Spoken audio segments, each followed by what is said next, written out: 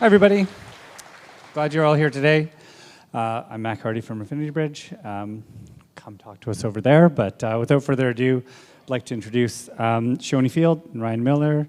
Shoni is the Chief Development Officer at the BC SPCA and has 21 years of fundraising experience to share with us. And Ryan Miller is now the Director of Partnership at Grass Riots, which is a strategic and creative agency in Toronto, and was formerly at Care2 and has a ton of great experience to share with us as well. So thank you so much.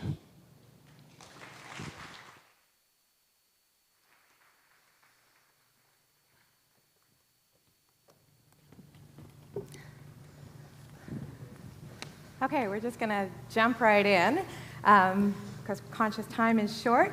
And so this is a presentation that has come over many, many, many years of having beer together. We're not sure whether it's like 5, 7, 8 years, whatever, but we've been having this evolving conversation, and it sort of started around the when the hell is digital going to get to sit at the grown-ups table?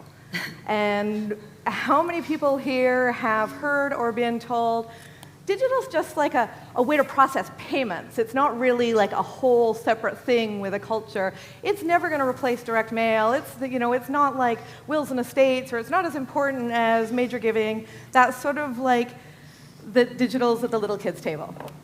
Anyone get that? So this was sort of our frustration, and thank you very much to people like Eli and Ryan with Accelerate Day and people who are making space to have digital conversations.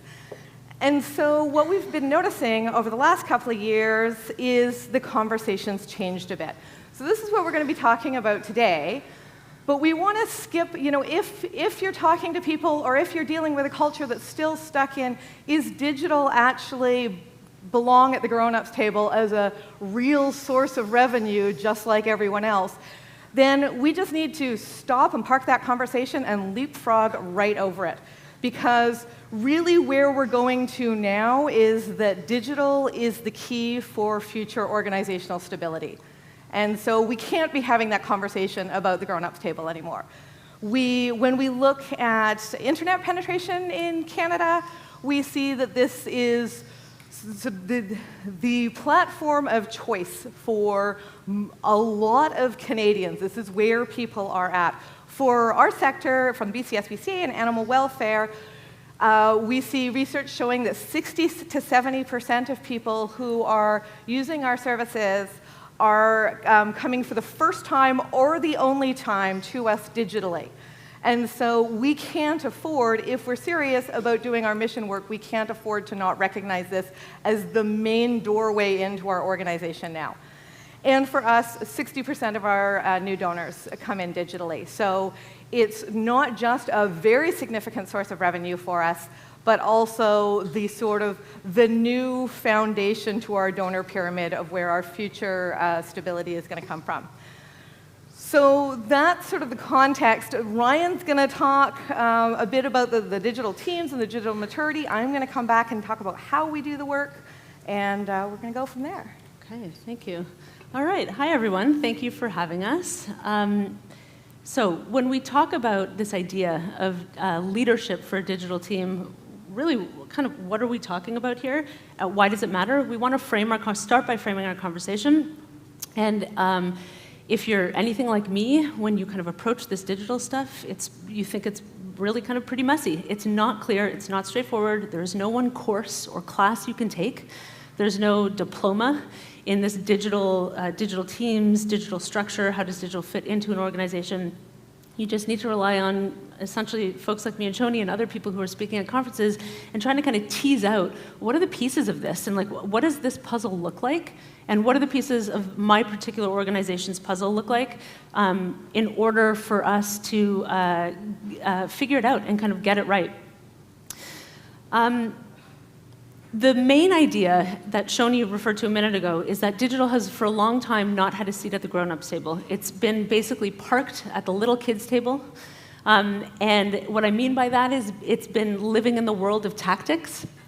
So I think you folks probably know this stuff better than me, but for a lot of organizations, what digital means is random, assorted, disparate tactics, like email over here, website over here, comms over here, social media over here, fundraising over here.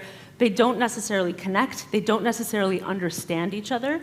So when we talk about the leadership that digital demands, really what we're talking about is pulling together, bringing together these ideas and these tactics that kind of like are lying down here, actually kind of infusing them with a level of strategy, and that requires leadership.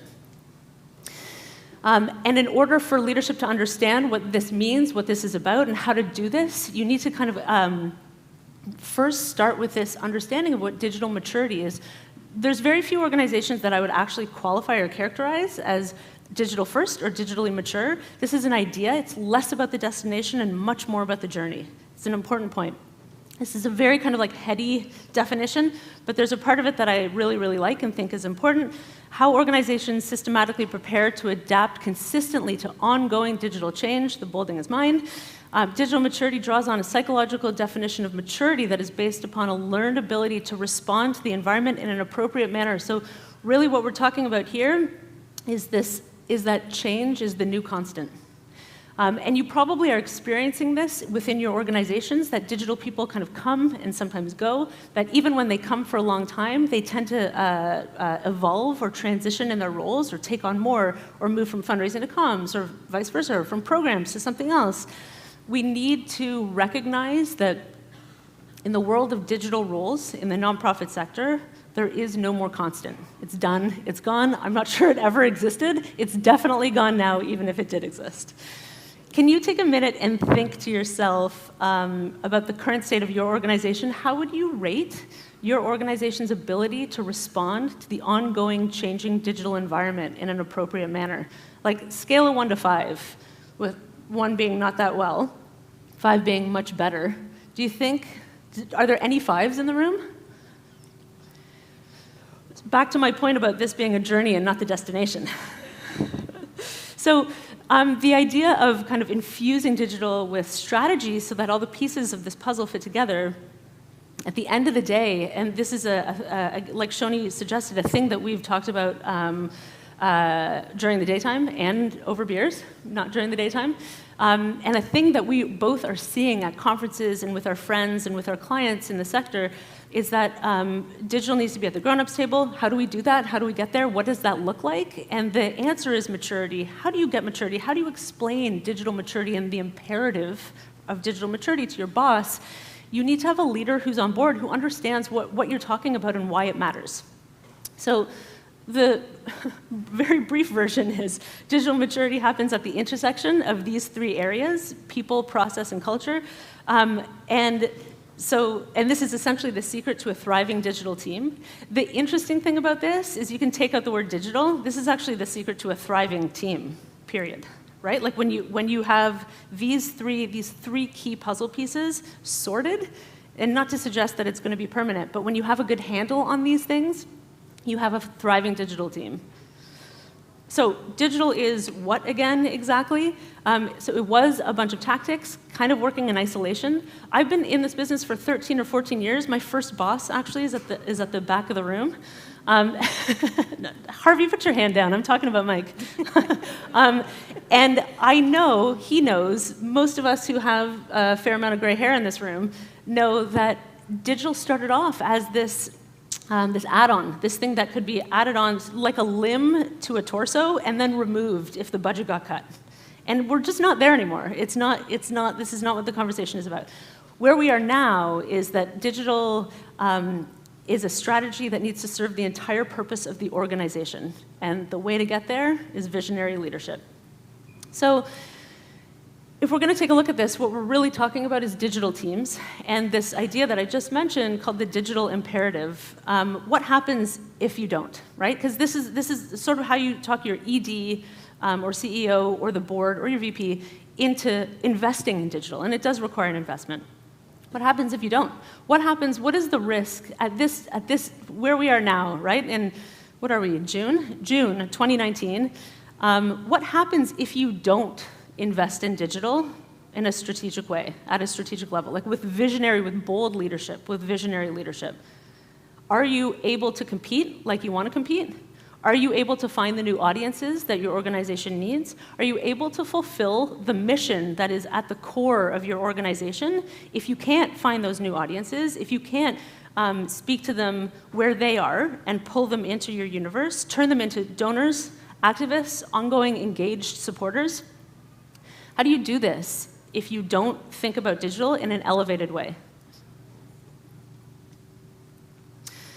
So the company for whom I work, Grass Riots, we did essentially a digital teams survey report thing. I haven't written the report yet, but it's all in my head.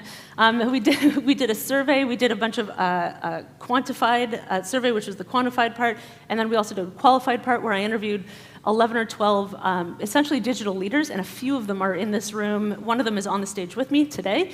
And we really were asking questions about kind of like how team structure works, and there were some sobering stats. I'm only going to share 3 with you now. That's a different session for a different time. It was fascinating. These are some of the people who responded, actually all the people who responded, was 90 respondents. They worked in a digital role. Many of them were managers. Some of them don't work in digital specifically. Basically, some of their titles, digital fundraising and the work that they do, comms, manager, director, executive director, marketing, et cetera. And some of the stats that we found were, that I'm pulling out for you now, are that 82% of managers have recently hired or are actively investing in hiring for new digital roles. That's a huge number, right? So I keep coming back to this idea of the need, the risk if you don't, the imperative. This number speaks to that. 58% believe a competitive job market is the biggest challenge they face in hiring for a digital role, and compensation being the next biggest challenge. And probably some of you folks in this room have had the responsibility, the task of hiring for a role that is in some way digital, and you know that it's hard. You know that your friendly competition is the nonprofit sector. Your actual competition is also the for-profit sector, whatever that might look like for you. It's tough, right? 42% of managers have experienced significant turnover in digital roles in the past 2 years. Now, this is a lower number than the last 2, but a really, really high stat, and not one to be taken lightly. 42% have experienced significant turnover. We all in this room know the high cost of turnover, right? It's way better to keep good people than to see people cycling through the organization. So then, what we're left with is there's lots of hiring, there's lots of competition, there's lots of turnover. I don't know why that R looks different from the other R's, but assume it's a normal-looking R. There's lots of turnover. So we're building this case, right, that digital needs visionary, basically transformative leadership. And I'm making the first part of this case to you right now, which is that in order for digital to be at this place, we need to have kind of good and thriving digital teams. And the truth is, this session is almost like 7 sessions where we're pulling in, distilling some of the main ideas. We could spend another hour and a half talking about kind of like the HR-related, HR and cultural needs. We talk about this stuff a little bit. We could talk about this for a long, long time. It doesn't seem like it's sexy. It's actually super critical. What makes the good ones good? All right, this is a slide. This is a texty slide. Apologies. We're obviously going to share this deck with you, so don't feel a need to write it all down. Take a picture if you want, but you don't need to. There's 4 things here. Shoni's going to talk and kind of tease out some of the main ones, and we're going to talk about hiring on the next slide as well. The 4 main ideas here, the 4 core elements that every thriving digital team has. The first one is hiring smart.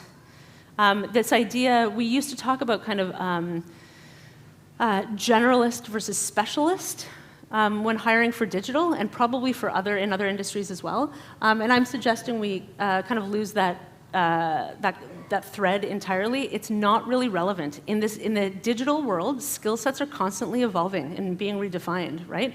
Imagine if somebody came to you and was like, look at my resume, it's awesome. I am the master at Instagram. Like, what is that? This is not a relevant thing to have on your resume.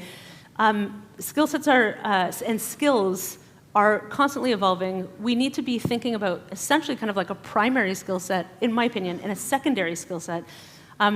That's number one. Relatedly, we need to stop expecting digital people to know everything about everything.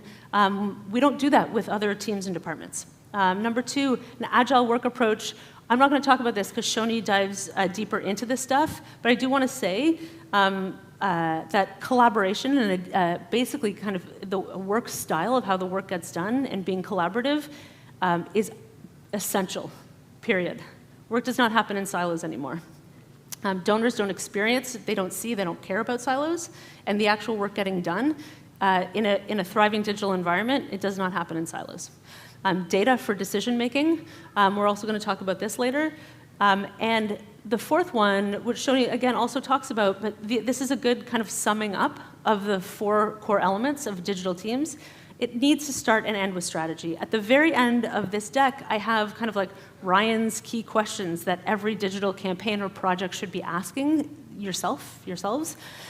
We don't talk about it during the session. We don't have enough time, but it's basically, why are we doing this? Who needs to be involved? How are we going to share the information? What do we plan on learning? How does this tie into our organizational objectives? How does this tie into our business objectives? Those are strategic questions. Those are not, are we going to use Twitter or Instagram? Right? That comes at the end. That is not the most important question. So if you have an ED or a board member who's like, oh, hey, text to give, we need to use that for our next campaign, tell them to call me, and I will talk them out of that madness. I'm not suggesting that text to give is not a good solution. I'm suggesting that tactics come at the end of a strategic conversation. So a little bit more into this, who you're hiring and why you're hiring and why it's so important. These skill sets are basically like buckets. Shoni and I both kind of think, with like pictorially, if that is a word, with images in mind. And we definitely have this idea that when you are hiring for a digital team, you have these basically kind of these. Imagine you're starting from scratch, which no one really ever is these days. But you have these 4 empty buckets, and they are basically marketing, fundraising, campaigning. Number 2 is technical/programming. Number 3 is data, and they are 2 different things, number 2 and number 3. And number 4 is essentially kind of design, graphics, and I would add in there maybe kind of writing, creative writing. You cannot hire for all of those at the same time. Let's not be nuts about this. You need to hire kind of one, then the other. You need to hire one and then say, okay, this is what we're lacking here, now we can fill this in. And the other thing I think that's important to keep in mind is that I don't think these buckets ever get full. Shoni and I were talking about this last night. There's no such thing as fullness. It's like that comment I was making about, like, don't worry about the destination. This is about the journey. And yes, I did study Buddhism for years in university. Digital maturity basically means that you're more than halfway full. Maybe 2/3. That's a 2/3 symbol. Maybe 2/3 full. You're never going to be all the way full. That is okay. By the time you get to the point of more or less being 2/3 full, you're going to have a new bucket, or somebody's going to leave, or somebody's going to change jobs, and you're going to have to kind of like work on one of the other buckets.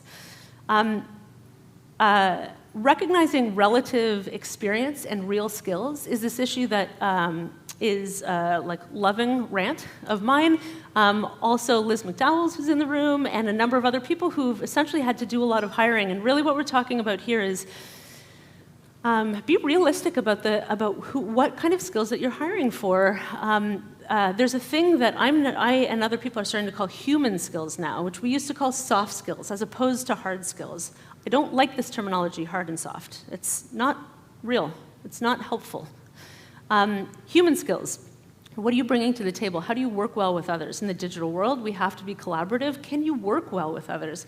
How are you with deadlines? How are you with self-directed work? Those are human skills. They have nothing to do with whether or not you know engaging networks, Blackbaud Illuminate, or Razor's Edge. Nothing to do with it. How many times have you needed to implement a payment system? It's irrelevant. It's not that it's irrelevant. It's that if you've done that once, you can bring that skill forward. Those are not necessarily things that need to be on a job description, though. So let's just recognize relative experience. If you've implemented one CRM, you can do it again. And then another little kind of note of caution is when you are staffing for a digital team, we would suggest being really cautious about hiring the IT person first, because the better play, if you have the opportunity to sort of start from scratch, is really to start with a more strategic role that understands the pieces, understands IT and data, and also understands creative writing, graphic design, fundraising, the other sides of digital, and then they can fill in the IT and technical requirements as they become more relevant. When you start with an IT person, the frame, the lens, can be a little bit different, and then usually what happens is you need to kind of like course correct later on. So the ideal when you are staffing, when you're building up your digital team, is to start with strategy, basically.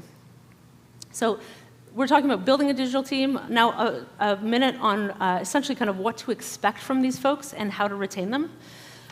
So one thing is, the first thing is basically kind of connecting to impact. And what we're talking about here is that digital folks tend to really want to kind of see the change that they're making in the world. You need to be able to make that relevant. I have a stat here from our survey, but I can't find it, and I'm not going to pause now to look for it. You can ask me after, and I can find it after. About 92%. There you go. Thank you, Shoni. Good with numbers over here. Not my primary skill set.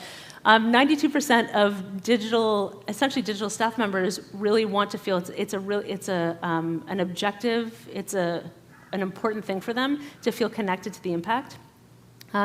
Number two, most folks feel that I think it was about 52, it was around half of the people feel that there's no potential for advancement in their current role.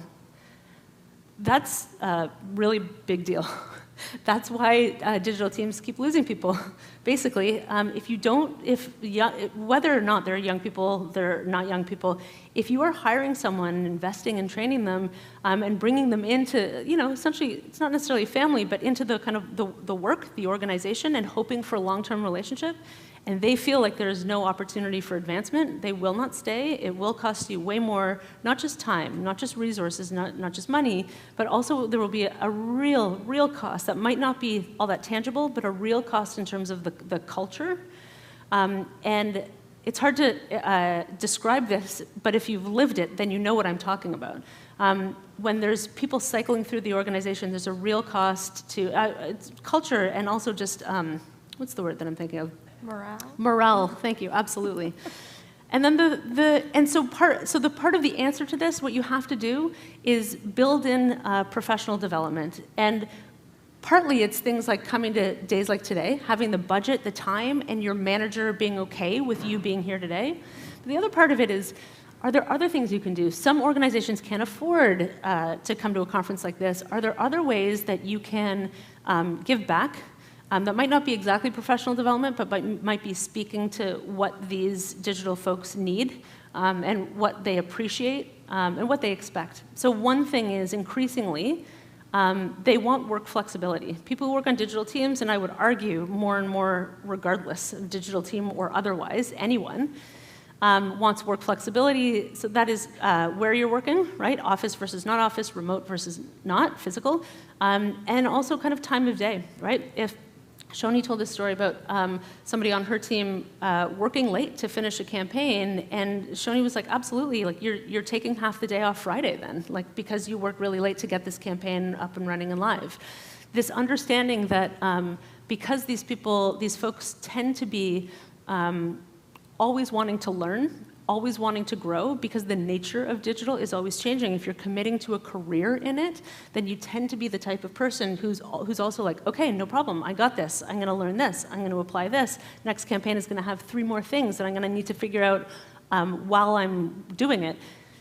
Those types of people also need to be essentially kind of like helped or told by their boss or bosses, look, you did this extra work, now you can take this extra time, that kind of flexibility. And the last part is basically managing for change. Know that these people need to keep learning. Know that these people are not going to want to do the same social media coordinator job for longer than 3 years. I'd say 3 years is far too long. Super optimistic. Yeah, super optimistic, unrealistically so. So know that going in, and this is a leadership quality, period, right? Like this is something that whether you are a manager or a VP or an ED or a board member, you need to know because these qualities and characteristics are a top-down, trickle-down kind of thing. So I don't know if any of you have this conversation. I get asked this question all the time. What structure should I have for my digital team? Should it be centralized, decentralized? Should it be hybrid? Or the most recent one? Or should we reconfigure into a product team? I'm mentally totally rolling my eyes right now. This is not, I don't think, a relevant conversation or topic of conversation. We can certainly read some articles about the structure of digital teams, and spend no more than 15 minutes doing that, and then come back to your organization and think to yourself, what is the structure of our team? What do we look like? How big are we? If you are a 100-person team, it's just going to look super different from if you're a 10-person team, period. Decentralized, centralized are not words that are going to matter nearly as much. So I think that this decentralized, that says it's supposed to be centralized, then decentralized, then hybrid, then product. There's an evolution there. Next year, we'll probably have a new word to add to this group. It's irrelevant. The main idea is what works for your organizational structure when you look at your org chart and the way that your group of humans works together. Right? Are you super siloed? Are you not at all siloed? Because you're so small that silos don't exist. If you're a team of 5, there's no such thing as a silo. Look at your group of humans and try and figure out what the best fit is going to be without this kind of burden that people place on themselves about kind of this naming convention of kind of what the structure should look like. Does that make sense to everyone? Great. So we're trying to, I said at the beginning, this is kind of big, heady, messy stuff. There is no course, there is no class. And therefore, what we're trying to do is trying to crystallize some of the ideas and trying to present to you some of these big picture ideas and fit together some of these puzzle pieces. What I would sometimes call your roadmap to digital visionary leadership. And the main ideas, I think, are you need to understand what digital is and what it means. We need to understand the digital imperative and maturity, and what is the risk of investing in digital now versus not. We need to understand what makes a good team good.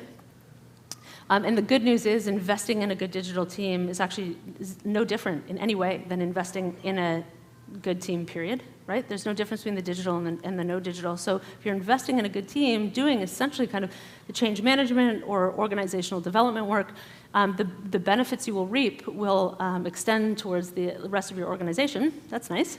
And we've talked a little bit about how to build and structure and retain good people, what they will want and expect from you, so that as a leader and showing visionary leadership, you will know what to, you will be able to plan for this. And now I'm going to hand things back over to Shoni, who's going to talk about strategy and culture and the critical role that those things play.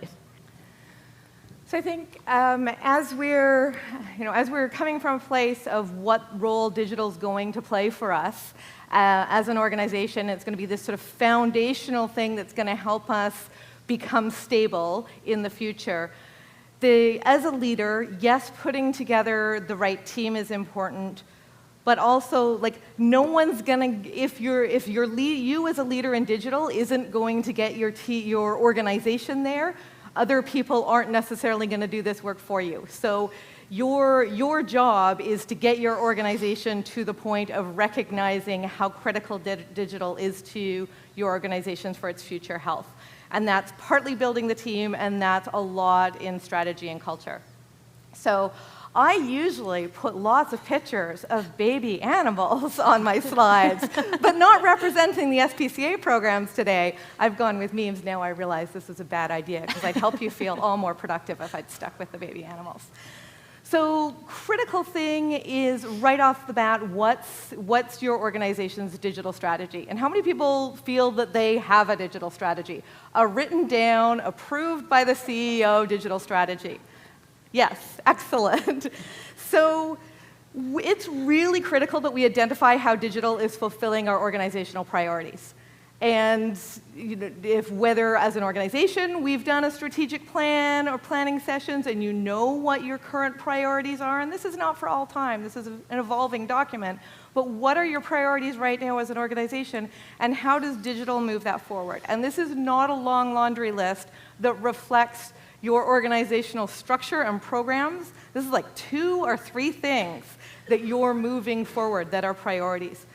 So it does identify some key goals, but it doesn't prescribe tactics. Those tactics are going to change in the blink of an eye, and so it really needs to be very high level. So for the SPCA as an organization, we could say, well, for instance, our digital properties are trying to help people provide higher animal welfare, encourage people to fight for higher animal welfare, and getting people to fund higher animal welfare. We could say those 3 things, or we could just say, we're going to boil that all down to the fact that digitally, our job is to find a way to make a second and third contact with these people, because we can't achieve all those things in one thing. So we can boil a strategic plan for digitally down to sort of one thing of how do we keep having a conversation with these people. So it's very distilled.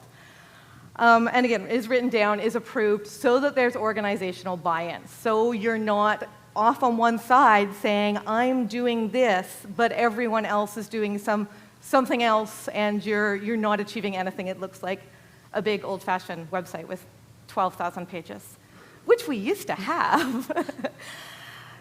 So part of the joy, actually, of developing a digital strategy is it's really a good first step in silo busting, because it forces you as an organization to have those conversations about what you're going to prioritize and what's the underlying thing you're trying to achieve with all of your different actions. And so I think as digital leaders, it's important to recognize that we have to provide leadership in this area. And I say that for 2 reasons. We're really good at constant change because we're having to do it all the time.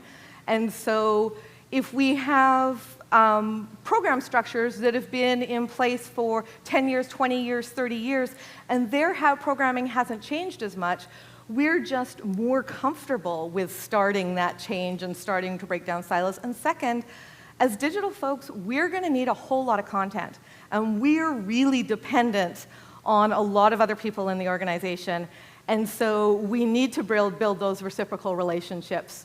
And so it's important not to just bemoan silos, but see as a key component for your digital team is to break down those silos.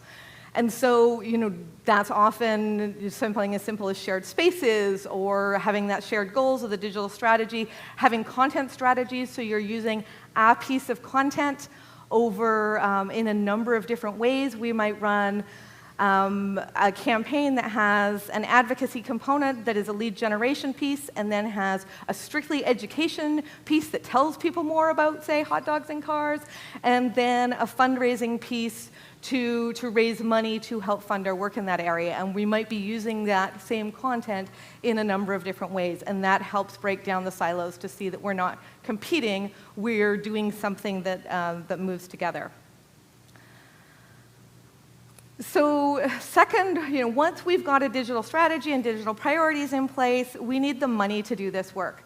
And I think for too long, digital revenue has been treated like it's free money, like you just put a donate button and whatever you get through your website is free money, as opposed to saying we need to be investing constantly in developing and building this. And so that's maintenance and innovation. And maintenance doesn't just mean budget for the emergency when your donor form breaks. That's sort of the equivalent of budgeting to replace your roof when there's a hurricane and your roof, like there's a hole in it, a tree falls on it. You actually need to be more like budgeting to clean the gutters each fall and all that sort of maintenance stuff rather than the emergency stuff. And then for innovation as well. And innovation is not a one-time project. People will make a big case and get one project into the budget, and then that money goes away next year. You need to treat innovation like a recurring expense that's always in there. You don't necessarily know what innovation it's going to be next year, but you have to be doing some of it. And in terms of, for that budgeting, often we're using benchmarking to make the case for initial investment. We're looking at something like M&R Benchmarks report and saying, what are we below the industry standard on that we need to improve upon?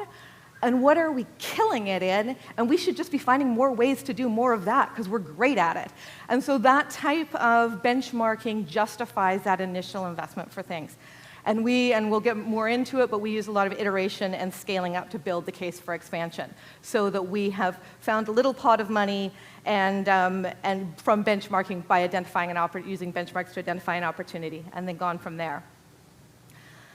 I mean, customer experience could be many, many presentations and means very technical things. I think just want to alert people to the fact that unless you're looking at all of the ways you can learn stuff about the people using your digital properties and analyzing that data, looking for patterns, and asking how that needs to change or supplement what you're doing, then you're missing out on a really critical piece. So whether that's looking at how you fare against benchmarks, using Google Analytics, using task testing on your website, social listening, just who is using the little contact us thing on your website to send complaints? Are the same complaints happening?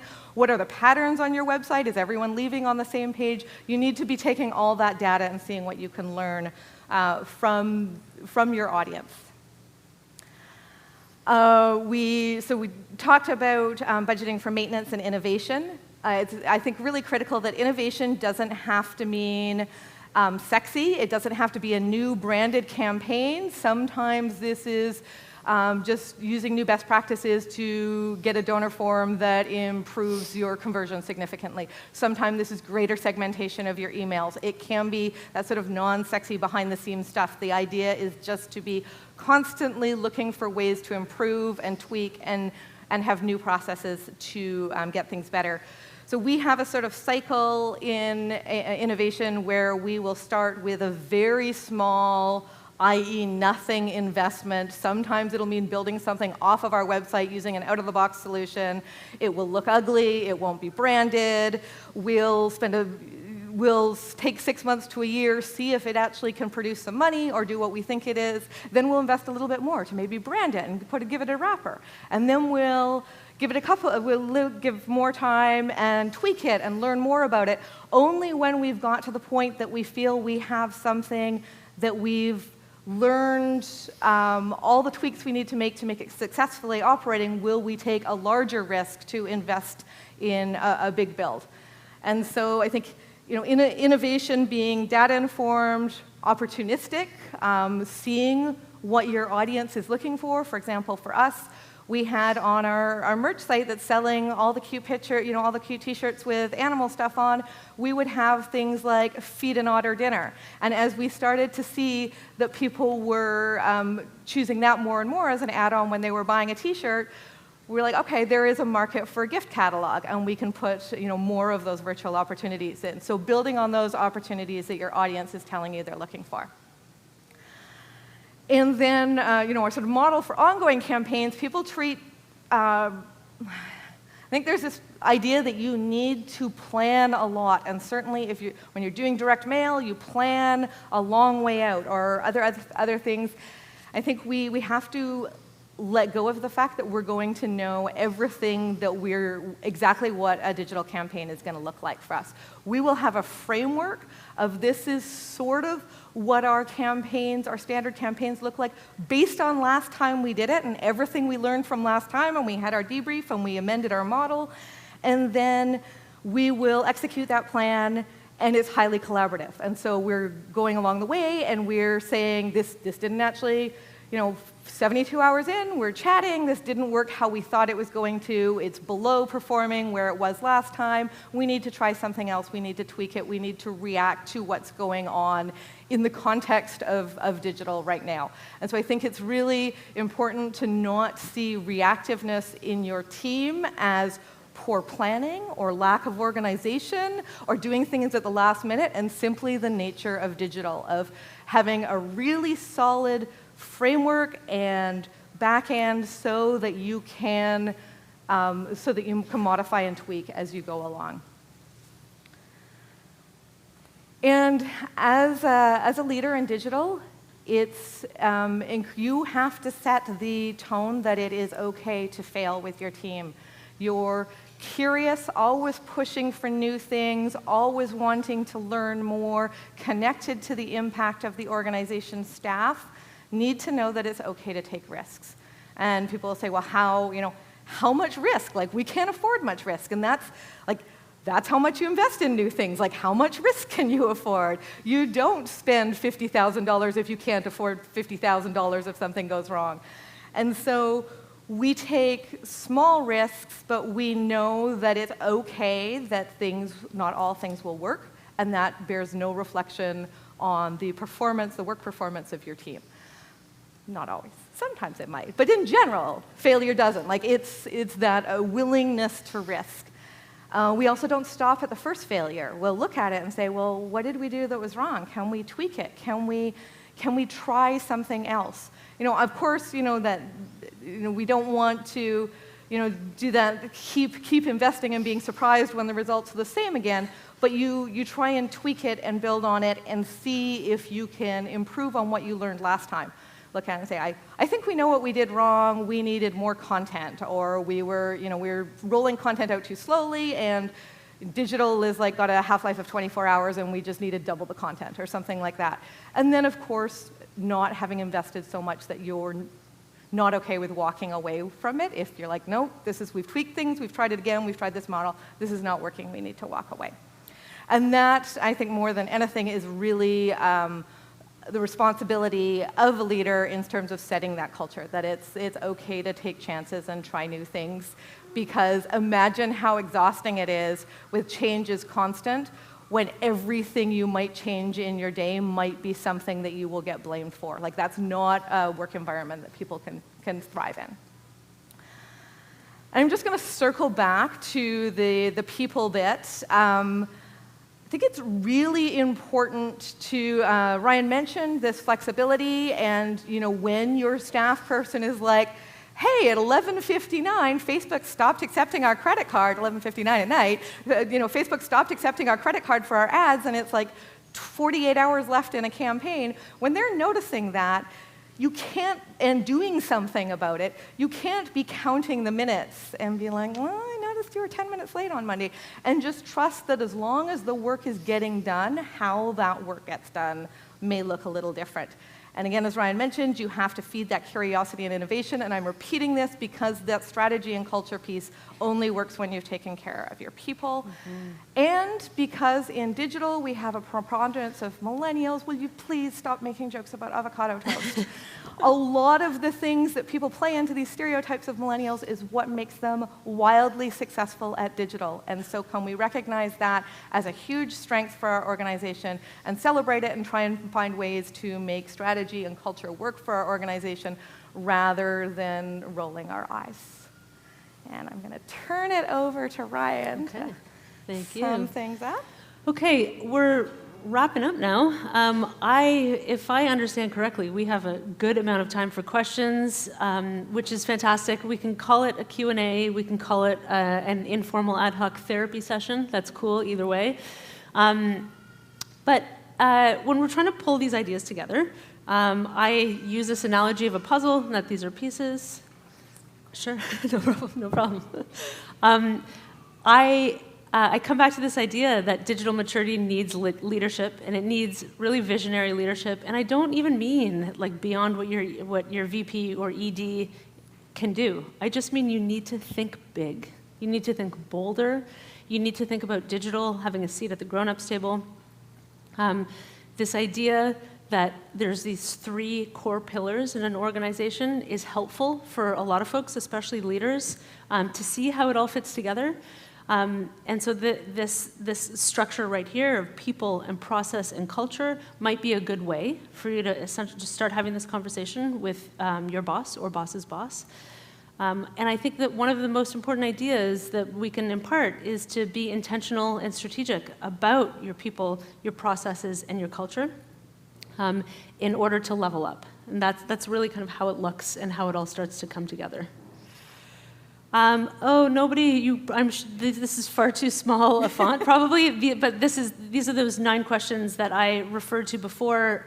Don't worry. It'll be in the slide deck. Yeah, it'll be in the slide deck. Don't worry. The font. Don't worry. I just wanted to kind of put this in the slide deck. Otherwise, some people would be emailing me and I might forget. So this is, it's better to have them here. And these are a thing that I share with lots of clients and organizations, especially as they're trying to move on this digital maturity journey from kind of disparate digital sitting in random different places towards digital being an integrated, collaborative, strategic endeavor that serves the entire organization. And you therefore need to ask a bunch of strategic questions, even if it's something really small, like should we be on Snapchat, right? But you need to ask, why are we doing this? Why now? What are we aiming to accomplish? How will digital help us get us? How will digital help us get there, as opposed to another strategy or another tactic, and on and on. So those are just the first 3 questions. You can have this and use it or not in your own time. And we are officially done with, I think maybe, am I right? Do we have 10 minutes for questions? Will somebody set me straight? No? Okay. All right, great. Okay, so these are some resources in case anybody wants to go down that journey of centralized versus decentralized versus hybrid. That's why I have read with caution as a little red flag at the top, but there's some articles on what some organizations are doing. And this is how to reach us. And we are now officially in the therapy session, Q&A. Hey, thanks a lot. So my question is with regards to, a lot of times you're nurturing this growth with regards to these particular skills, we'll call them digital skills in this context, and, the age-old story of, jack of all trades is a master of none. So you're basically nurturing these folks into becoming experts, but then you need to organizationalize this knowledge because it's not if, it's when they leave the organization. So what advice can you guys offer with regards to extracting that value from these wonderful folks that have given so much to the organization but will inevitably be leaving? That is a fantastic question. And Shoni has a real on-the-ground experience with this. So I'll give a kind of intro answer and then let you dive deeper. It's a great, great question. And a thing that I actually consciously left out, we consciously left out of the session because there really just wasn't that much time, and it's really important for both of us to have some solid Q&A time at the end. But that thing that's missing is processes. Basically, frameworks, processes, they're 2 different things, but they kind of go together. And I will tell you, in my 14 years of having basically a digital lens with my approach to all things kind of nonprofit fundraising and comms and advocacy, is everything stays mired in the messy bottom of tactics and humans who don't speak to each other, and people who are getting lots of work done but also spinning their wheels, and their bosses don't understand the value of what they're doing, and their bosses definitely don't understand the value of what they're doing without processes. So processes can be really simple, and I am not talking about taking a project management course and coming back with that certification. I'm really just saying those 9 questions that I started with would be a great example of a process to start with, or something smaller if that feels too big to start with. But have some processes, have a process and a framework for why are we doing this work. What are and also not just the strategic questions, but also the when we run a Facebook campaign, what are the steps from 1 to 10? What do we do? What are the things that we're looking at? So that when that person who's running your social campaigns graduates or moves on or evolves or leaves the org, that you have a little bit of a manual. I do think that it's a really good point. It's not a matter of if they leave, it's a matter of when. And therefore, you need to operationalize all this digital stuff. Not overly so, because things keep changing, right? Basically every charity now is on Facebook, except for the ones that have specifically left Facebook. Who knows what it's going to look like in another 3 years? Maybe most orgs won't be on Facebook, since I know I have some friends in organizations that have absolutely passed basically peak Facebook fundraising, and they're not seeing the returns anymore. So who knows? So I don't think too many details are necessary, but some of the basic processes need to be in place so that when the next person comes, if there's not overlap, you can easily kind of transfer those skills. I would say, don't give up on Facebook. People say they're leaving, but they're not, and we're still exponentially growing each year. I guess 2 things. One is mitigating buying yourself a little time with that change, and that looks like having very intentional conversations with your team of, when you get bored, talk to me, and let's see if there's something else you can do, and see if we can morph your role slightly and you can have a new challenge. Because we know that like curiosity is a really important part of digital teams. Secondly, by having, this doesn't help if you've got one person, but when you start to build up those skills, if they're residing with a couple of people and you have primary and secondary skill sets, don't make the assumption that if somebody leaves, you're posting that exact same position. For one thing, their job description is probably not going to look like what they're actually doing now because it's changed so quickly. But for another, maybe somebody in your organization whose secondary skill set that is might decide that they're ready to move up and that be their primary skill set, and you're hiring someone for what they used to do, and they have the benefit of having them there to cross-train. So it doesn't, certainly having the processes, and this doesn't escape the inevitable, but it can delay it and give that sort of cross-team knowledge a little by using those primary, secondary skill sets. Eli. Hey, Hi. Shoni and Ryann. To go back to what you said about creating a digital strategy that's not a work plan and not filled with tactics, what kind of KPIs would you guys suggest that would keep me out of the weeds that way? I mean, because it needs to be based on the priorities of your organization, it's really hard to say some general KPIs for, from a revenue development perspective. We have a couple that we're looking at, and one is list building and lead generation, because we know every new email is worth $10.21 to us. That's an area we're willing to invest a lot in, and increasing the lifetime gift value for donors.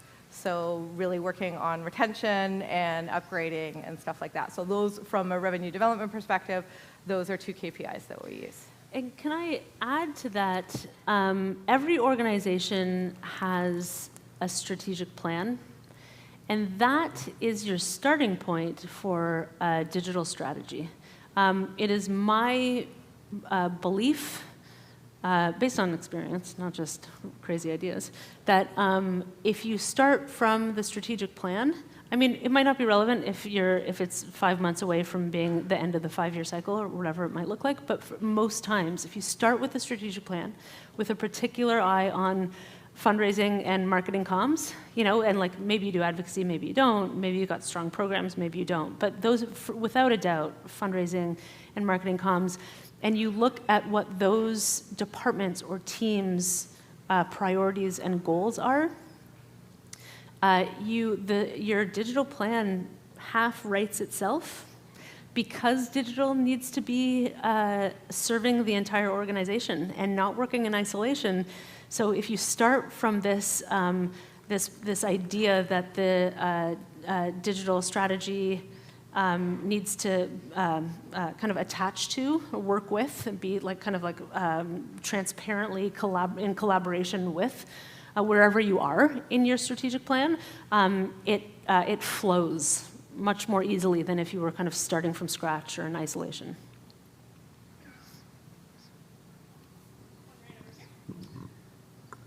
Hi. Hi. You guys spoke a lot about, I'm assuming, employees within the organization and hiring people for the digital roles.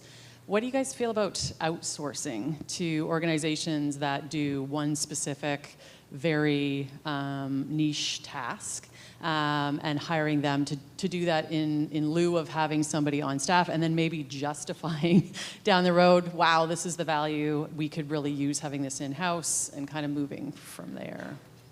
So we have done that a lot, and it's one of the reasons why we said, maybe don't make the technical person your first person, because that is a piece you can hire out.